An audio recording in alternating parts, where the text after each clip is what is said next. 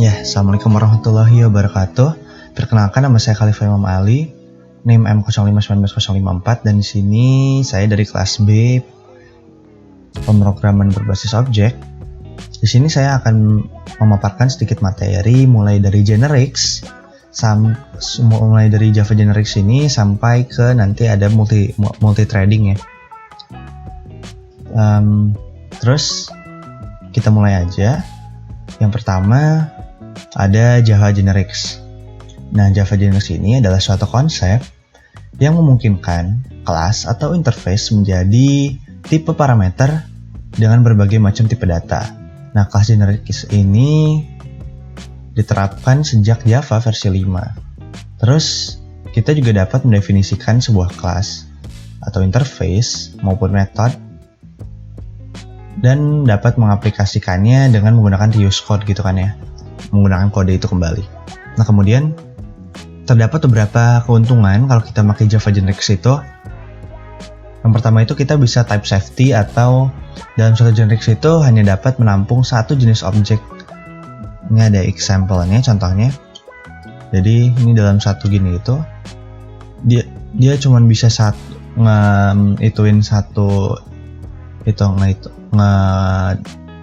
define satu objek doang. Ini si array list ini contohnya. Terus kemudian ini typecasting is not required. Itu maksudnya tidak membutuhkan typecast atau ya typecast gitu pada objek. Terus ini contohnya juga. Terus langsung aja lanjut, kemudian ada compile time checking. Nah, compile time checking ini dia itu kayak ngecek ada nggak sih masalah dalam proses compile-nya itu, bukan pada saat running time, sehingga dapat lebih baik gitu. Jadi dia ngecek apakah si program ini tuh ada compile error nggak sih. Jadi nih coba lihat ya, ini di kodenya itu list yang mana tipe datanya itu ada string, terus nama objeknya itu list, terus value dari objeknya itu adalah array list dari tipe data string itu sendiri kan. Terus kita add itu hello, itu nggak akan ada compile time error, tapi ketika kita masukin yang baris selanjutnya list.add itu objeknya, kita memasukkan value angka 32 ini ke objek list, itu ntar bakal compile time error. Kenapa? Soalnya tipe datanya kan string gitu ya. Ini array listnya tipe datanya string, sedangkan yang kita masukin yang kedua itu dia integer, makanya dia bakal compile time error. Sedangkan kalau yang atas itu kan string juga kan, hello itu string, jadi dia nggak akan ada error gitu. Terus kemudian di sini ada Java generics, kita dapat mendefinisikan suatu objek dari kelas dengan mudah dan tidak terpaku pada tipe datanya, seperti pada contoh di bawah ini. Ya. Nih, jadi kita bikin kelasnya itu bernama test, terus tipe datanya T itu kita bikin namanya objek gitu ya. Terus bikin si constructor-nya juga this object sama dengan objek gitu ya, biasa. Nah, kita lihat di fungsi main-nya gitu ya. Di fungsi main-nya yang pertama di sini dia dideklarasikan sebagai integer kan, tipe datanya test integer i object sama dengan new test integer, terus kasih value 15 gitu ya. Nah, terus nanti dia system out print, dia kasih shout, nanti yang keluar tuh bakal si 15. Terus kita bikin instance baru lagi. Nah, nanti kalau misalnya tipe data di sini kita ganti string, ya nanti kita bikin string pun nggak ada masalah gitu kan, nggak akan ada compile time error kayak tadi di atas. Nah, itu enaknya, jadi bisa lebih fleksibel gitu. Nah, pada contoh di atas kita memiliki kelas test T ini ya, dengan T sebagai tipe data, namun tipe data ini akan bervariasi dan ditunjukkan pada kelas lain, maka dimana di situ dapat dibuat instance atau objek dengan tipe data integer, namun tetap menggunakan kelas test dengan parameter T yang sama itu tadi. Nah, lalu bawahnya akan menggunakan tipe data string. Nih, jadi kan tadi integer sekarang string, tapi tapi dia tetap bisa gitu loh. Nah, dalam penerapan Generics, program dapat mencegah adanya error sebelum melakukan compile. Jadi kalau di Generics itu sebelum kita compile tuh kita udah bisa tahu salahnya tuh di mana sih. Jadi sebelum kita misalnya programnya berat gitu terus nge-compile rada lama, kita nggak usah nunggu compile dulu. Jadi sebelum compile pun kita udah tahu salahnya di mana dan kita bisa memperbaikinya gitu. Terus contoh penerapannya adalah program-program di bawah ini. Nah, yang pertama ada ArrayList. ArrayList itu dia array tapi dynamic gitu ya. Kan biasa disebut dynamic array kan. Nah, ukurannya dapat berubah kapanpun dan dimasukkan secara urutan yang telah kita masukkan secara, dan bisa diakses juga secara acak gitu ya. Kan kalau array itu ya udah segitu aja size nya. Kalau mau ditambah ya bisa, cuman kalau misalnya udah ituin batas ya udah gitu. ArrayList itu lebih dynamic gitu, lebih dinamis. Terus ada linked list, ada vector. Vector itu kayak ArrayList tapi dia punya kekurangan di optimalisasi penyimpanan data dan sinkronisasi. Terus ada map. Map itu adalah struktur di mana suatu data menyimpan suatu key tertentu dan boleh sama seperti data yang lain. Jadi kalau map itu dia punya key tertentu yang unik. Jadi dia nggak boleh sama kayak key pada data yang lain. Kalau datanya boleh sama, asal key-nya nggak boleh sama gitu. Map. Terus kalau stack itu pokoknya intinya kayak numpuk gitu ya. Kayak kalian numpuk piring misalnya. Ya, yang kalian tumpuk paling terakhir itu yang paling gampang dibawa kan. Jadi yang kalian tumpuk terakhir adalah yang akan kalian bawa pertama, yang paling atas. Jadi makanya bisa disebut tuh LIFO, last in first out. Terus yang terakhir ada queue. Queue itu struktur yang dapat menerapkan dimana kita pertama masuk ya pertama keluar. Kita ngantri nih, kita pertama masuk ya kita paling depan dong. Terus ya kita nanti bakal pertama keluar. Terus ini ada contoh ArrayList. Nah, ini contoh ArrayList tuh kayak gini. Jadi ArrayList string nama objeknya, terus bikin yang mana ntar value-nya tuh bakal ArrayList yang formatnya itu string. Terus contoh add-nya tuh kayak gini. Add Passion Rahul, terus habis itu nah kalau misalnya kita masukin al.add10 nanti dia bakal error soalnya di sini dia nggak pakai itu tadi kan, nggak pakai Generics kayak itu yang sebelumnya. Ini soalnya udah langsung specified gitu kan, string gitu loh, udah tok. Nah terus ini kita masukin nilai dari objek al yang indeks ke 0, berarti itu Sachin kan. Sachin itu ntar bakal masuk ke ini, bakal masuk ke string S1.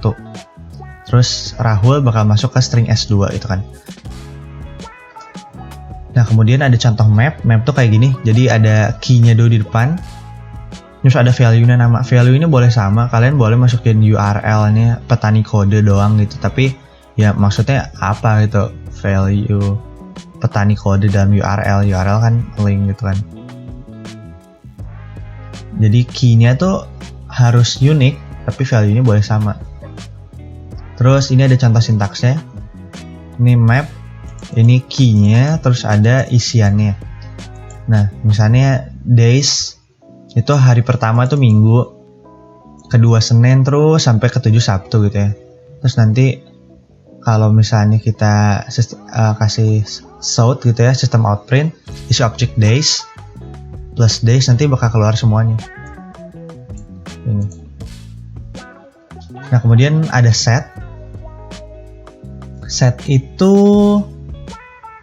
ini yang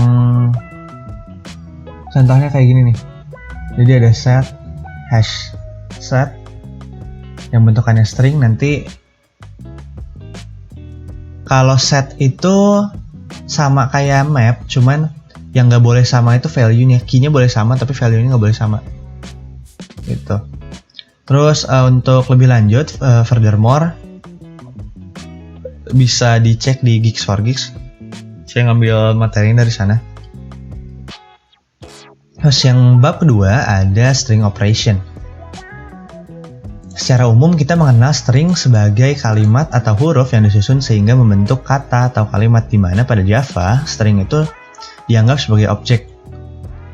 Nah, ini ada 3 cara untuk mendeklarasikan sebuah string. Yang pertama ada didefinisikan biasa gitu ya, string welcome, terus ada dibikin new object gitu ya.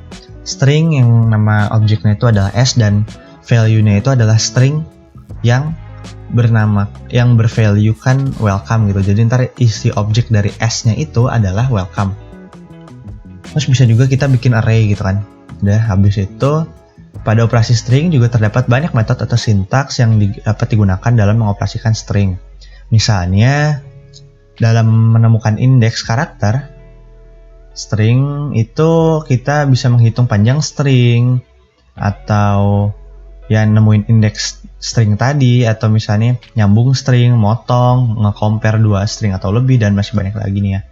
Ini contohnya nih ada char add, itu dia nyari indeksnya, terus length itu dia nyari panjang dari stringnya itu ada berapa karakter gitu ya.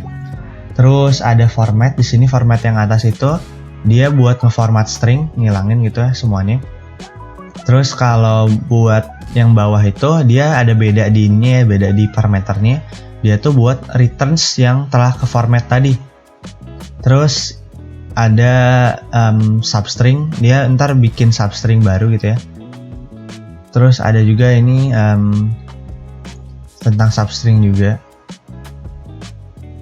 Terus untuk lebih lanjutnya saya lihat di ini www.javapoint.com itu ada many syntax lainnya gitu ya. Terus berikut adalah contoh penerapan salah satu metode, yaitu length. Ini ada ngitung panjang length dari string name ini. Name-nya itu adalah educative. Kita cari length-nya, nanti yang bakal keluar tuh bakal berapa ini? 1, 2, 3, 4, 5, 6, 7, 8, 9. Nanti bakal 9 itu outputnya. Nah, mungkin itu aja buat yang string operation. Terus kemudian kita lanjut regex. Regex itu adalah urutan karakter yang beraturan dan membentuk pola dengan memudahkan pencarian. Nanti jadi regex tuh bisa memudahkan kita dalam pencarian gitu. Itu kayak indexing bukan indexing sih, kayak kita nge-selection di SQL. Nah, nanti selain memudahkan pencarian, kemudian juga dapat digunakan dalam membentuk single karakter maupun kalimat, dan juga memudahkan dalam pengubahan karakter tertentu. Terdapat banyak sekali sintaks dalam masalah regex ini. Yang pertama ada panah ke atas ini, dia tuh kayak match di beginning of the line gitu. Jadi dalam satu kata tuh dia nge-match yang di depannya. Terus kalau yang dollar ini dia match at the end of the file, jadi yang akhir-akhirnya. Terus kalau yang ada kurung titik-titik ini dia tuh kayak jadi nge-match, nanti misalnya di dalam kurung siku ini kita masukin 1, 2, 3, jadi dia ngecek ada nggak sih yang match, tapi yang di dalam stringnya itu ada 1, 2, 3 gitu, atau dalam integernya kan tadi angka ya, contohnya ada 1, 2, 3 gitu ya. Terus ini juga ada di bawahnya A, terus garis vertikal B, itu dia match either A or B. Jadi nanti dia ngecek apakah ada A atau B di bagian yang dicarinya itu. Jadi misalnya kayak kita A atau B yang ini dulu, habis itu kita masukin yang titik-titik ini. Jadi nanti kayak dia ngecek apakah yang mana sih yang depannya tuh ada A atau B, terus belakangnya terserah apa gitu ya, atau A garis B terus langsung yang dollar gitu kan, match at the end of the file atau gimana gitu ya. Terus habis itu ada rebintang, ada yang restart sama yang replace. Kalau replace itu dia match 1 or more gitu ya, jadi kayak one to many kalau di SQL. Kalau misalnya yang restart itu dia 0 or more, jadi 0 to many of the previous things gitu ya. Terus habis itu for more-nya bisa aku lihat di tutorials point di Java regular expressions. Terus next ini ada di atas merupakan sedikit contoh sintaks pada regex. Lalu yang lain terdapat ada meta characters, ada quantifiers dan lain-lain juga. Nah, di mana contohnya ada misal kita bikin string itu kayak gini. Jadi mana sih yang dalamnya itu mengandung 0, 1, 2, 3 gitu ya dalam stringnya itu.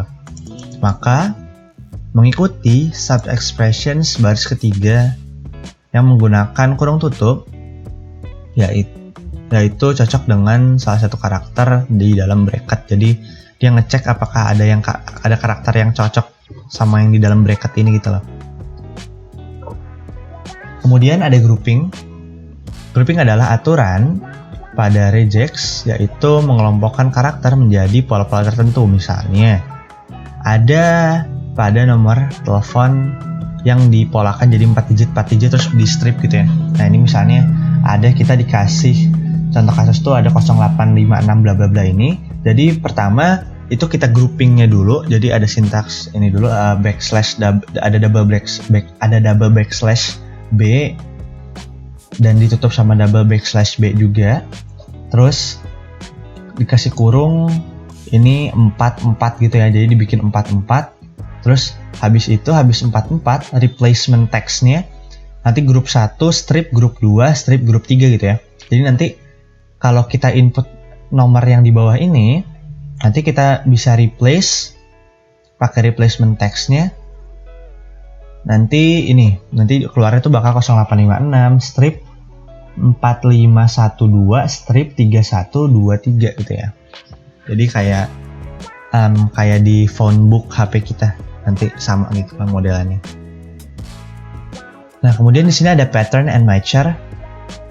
Nah, pattern and matcher ini adalah regular expressions advanced di Java.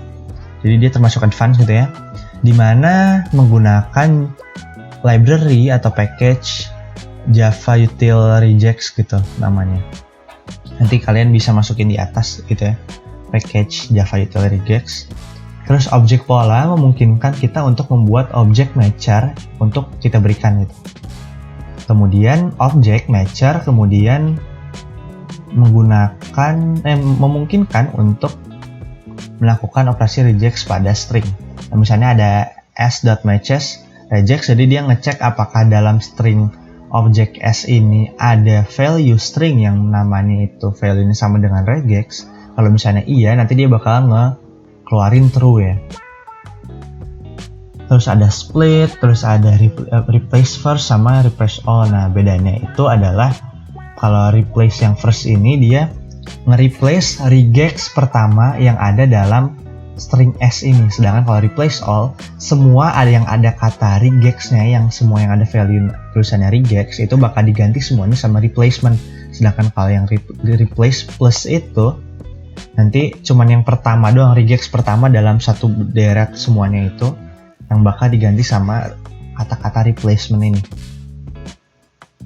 Oke, mungkin cukup sekian untuk regular expressions-nya itu tadi untuk materi regex. Regex itu kan regular expressions ya. Terus kemudian ada exceptions sama assertions. Nah, sebelum kita memahami exceptions sama assertions ini, dia ada dua sintaks yang setidaknya harus kita tahu gitu ya. Yang pertama itu ada reliable. Jadi reliable itu adalah di mana dan bagaimana program menghasilkan jawaban yang baik dan benar, terus inputannya juga valid gitu. Jadi reliable itu adalah ketika program itu kita jalanin, inputannya valid, terus jawaban itu benar. Terus ada robustness. Kalau robustness itu adalah ketika program itu jalan ya, tapi dia memenuhi segala kondisi gitu loh. Jadi dia harus jadi misalnya kayak ada program tentang mencari tahun lahir. Terus jadi kita inputnya itu input umur kita, umurnya berapa gitu ya. kalau misalnya kita input umurnya negatif, itu kan nggak valid kan, umur nggak ada yang negatif. Nanti dia harus tetap berjalan gitu, mau inputannya kayak gimana aja. Atau misalnya kita masukin umurnya itu lebih dari 1000, takutnya error kan. Program mikir umur nggak ada yang 1000, tapi kan nggak ada yang tahu gitu. Jadi harus berjalan dalam berbagai kondisi gitu. Terus kemudian akan kita bahas yang pertama itu ada exceptions. Nah, exceptions ini adalah kondisi kesalahan yang dapat terjadi ketika program dieksekusi dalam keadaan normal. Exceptions handling ini membantu meningkatkan robustness. Jadi membantu meningkatkan programnya itu jalan di berbagai kondisi. Terus ada flowchartnya juga, bukan flowchart sih sebenarnya, kayak alurnya aja gitu. Jadi pertama, ketika exceptions itu terjadi, maka alur normal akan dihentikan. Jadi nanti bakal berhenti yang program normalnya dan bakal langsung dialihkan ke exceptions handlingnya itu. Terus ketika kita dapatkan kalau exceptions itu ternyata terjadi, langsung kita throw exceptionsnya. Terus habis itu nanti exceptions handling code-nya itu bakal berjalan. Jadi kita nyuruh kalau misalnya ketemu error yang exceptions kayak gini, nanti bakal jalan program kayak gimana, apakah cuman ngasih message atau ngasih solusi, itu nanti gitu. Nanti baru error bakal bisa ditangkap. Nah, nanti exceptions ini terdiri dari 3 jenis. Ada yang check itu dia compile time atau dia ngecek compile time atau memperhatikan waktu proses compile program gitu ya. Terus ada yang uncheck. Kalau uncheck itu dia tidak memperhatikan compile time kayak yang check itu tadi. Terus ada error itu ada error yang tidak dapat tercover. Nah, ini tuh adalah contoh-contoh yang bisa kena exceptions, yang bisa kita exceptionsin. Terus ini ada contoh diagramnya. Jadi yang throwable itu yang bisa kena exceptions itu adalah yang pertama ada error, yang kedua ada exceptionsnya. Yang error itu contohnya ada assertions error. Buat yang exceptions itu contohnya ada runtime exception sama IO exceptions. Dan runtime exceptions ini nanti terbagi lagi, ada yang arithmetic, ada yang illegal argument, ada yang null pointer. Terus illegal argument itu juga ada pembagian lagi, nanti ada contohnya itu number format exceptions. Segitu aja buat exceptions. Kemudian kita masuk ke assertions. Nah, assertions ini adalah fitur bahasa di mana kita dapat mendeteksi logical error yang terdapat pada program di mana nanti kita akan ditampilkan ketika proses compiling, sehingga mempermudah dan tahu di mana bagian yang salah. Nanti itu bakal terdapat 3 tipe assertions, yaitu adalah post conditions, preconditions, dan control flow invariant. Nah, dibuat post conditions itu jadi dia meriksa kondisinya itu benar atau salah itu adalah setelah code-nya itu di-execute. Kalau precondition itu dia ngeceknya sebelum code-nya di-execute. Terus ada yang control flow invariant itu dia adalah memeriksa apa yang seharusnya benar dari setiap instance di kelas itu. Itu aja. Terus kemudian kita lanjut ke bab selanjutnya, itu ada basic I/O. Nah, basic I/O ini adalah package di java.io. Nanti ada banyak lagi ya di java.io tuh sebenarnya. Terus dia berisi banyak kelas dengan program yang Anda dapat gunakan gitu ya untuk read dan write sebuah data gitu ya. Terus bagian besar kelas menetapkan stream akses yang berurutan. Stream akses ini bersifat sekuensial dan dapat dibagi menjadi 2 kelompok, yaitu adalah yang membaca dan menulis byte dan menulis karakter Unicode. Terus setiap aliran akses sekuensial memiliki spesialisasi, seperti membaca dan menulis ke file, memfilter data, ada yang membaca dan menulis, dan lain-lain ya. Terus di sini ada jadi Java NIO file itu ada package yang kayak gitu. Dia itu ada 3 itu ya. Jadi yang pertama tuh ada path. Jadi path itu buat memanipulasi jalurnya itu ya, memanipulasi path. Terus ada files itu buat isinya tuh metode-metode kayak file operation such as moving gitu kan, kayak ngepindahin file, delete. Terus ada methods buat retrieve, buat ngambil, and settings file attributes gitu ya. Terus ada file systems, dia itu buat mengambil informasi dari sebuah file system. Kemudian sebuah file I/O streaming merupakan sumber input atau tujuan output gitu ya, alurnya itu maksudnya. Nah, stream ini tuh dapat mewakili berbagai jenis sumber atau tujuan, termasuk file disk dan lain-lain ya. Kemudian stream ini mendukung berbagai jenis data, termasuk byte. Terus ada yang primitif, kayak tipe data primitif itu kan kayak boolean, double, dan lain-lain, float. Terus karakter yang dilokalkan dan objek ya. Beberapa stream hanya dapat meneruskan data, yang lain bisa memanipulasi, mengubah, dan lain-lain ya. Terus di sini ada contoh dari stream I/O sendiri. Jadi dari data source dia ngasih ke program gitu. Jadi kita nge-fetch data gitu, dari kita retrieve data dari data source, terus kita kasih ke program. Bisa juga dari program kita ngasih data ke data source buat disimpan gitu ya. Terus di sini ada berikut jenis-jenis I/O stream, ada yang byte system, ada yang character system, ada yang buffer yang ambil dari memori gitu ya. Terus ada data yang ngedukung tipe-tipe data kayak primitif dan non-primitif, kayak string dan boolean dan lain-lain gitu ya. Terus ada objective system yang ngedukung tipe data primitif dan lain-lain juga. Terus ada juga scanning dan formatting, itu kayak biasa ya. Jadi I/O kita tuh bisa lewat scan atau format gitu ya. Dan yang terakhir nih ada multithreading.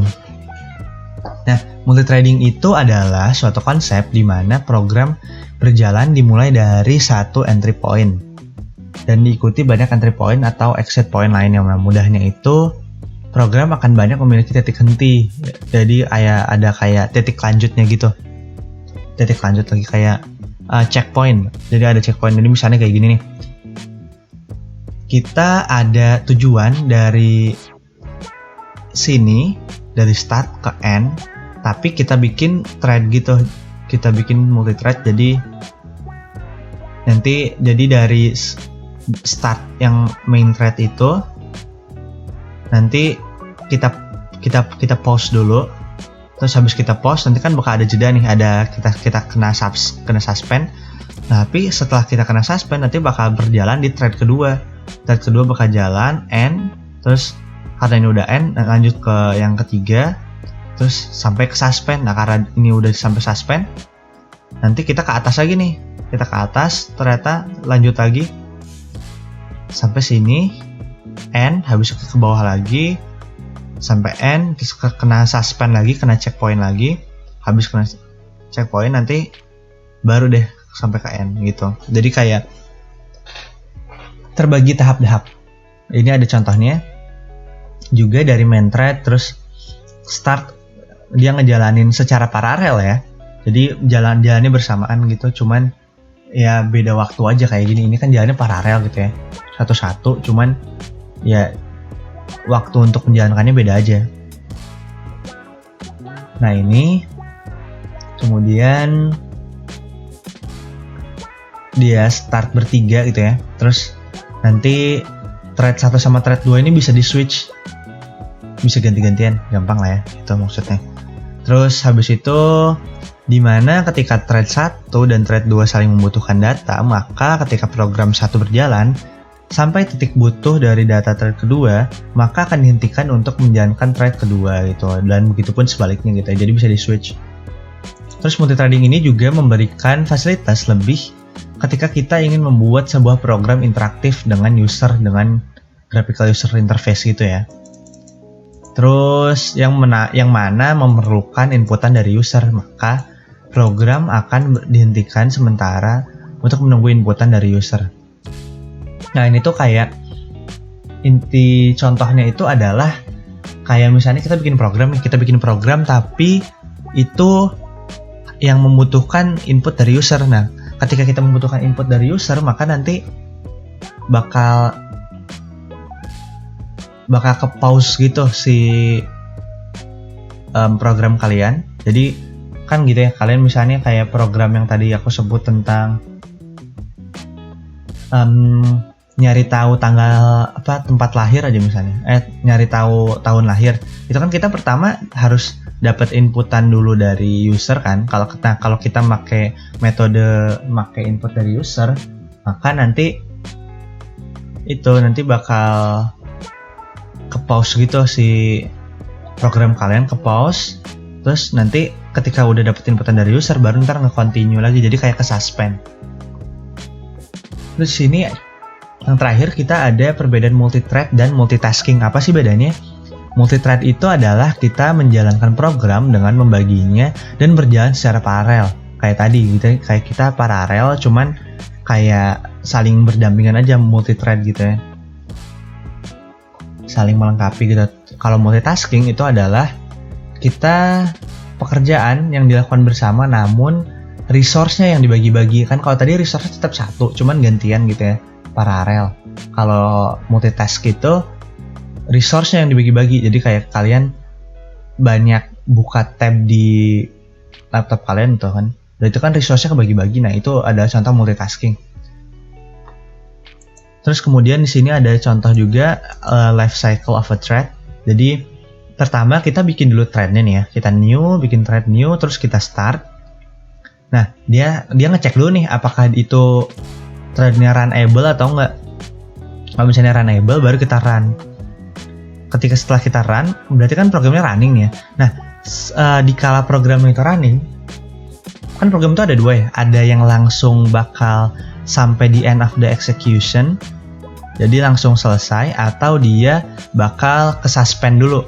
Nah, kalau misalnya dia ke suspend dulu, kena thread ini, jadi kayak kena checkpoint, terus kayak di suspend dulu, diberhentiin sementara, di pause, nanti dia bakal sleep gitu kan, bakal wait bentar, baru ntar lanjutin lagi program gitu ya. Atau bahkan dari sleep span itu, dari suspend itu dia langsung selesai kan, bisa aja gitu. Itu kalau misalnya dia ada thread gitu ya, atau dia ada yang ada ya waiting dulu, ada sempat sleep dulu. Tapi kalau misalnya dia nggak punya thread gitu dan langsung sampai ke the end of the execution, dia nggak ada scanner misalnya, jadi nggak akan nge-sleep dulu, atau misalnya nggak akan nunggu dulu ke suspend, dia nanti langsung bakal selesai programnya langsung dead gitu. Di sini tulisannya dead ya, atau finish gitu kan, dia langsung selesai di end of the execution. Terus habis itu nanti ya selesai deh, nanti baru programnya selesai, nanti new thread lagi itu. Jadi nanti bisa aja kalau kita nggak start, dia langsung dead gitu ya kan, panahnya ada 2 dari new, bisa aja. Kalau dia nggak runable, ya ntar dia dead gitu, atau dia nggak akan running, ya udah gitu. Ya mungkin cukup sekian yang bisa saya sampaikan di sini. Mohon maaf apabila ada kesalahan atau kekurangan. Saya juga masih belajar. Saya Khalifah Imam Ali, NIM M05191054 dari PBO kelas B undur diri. Wassalamualaikum warahmatullahi wabarakatuh.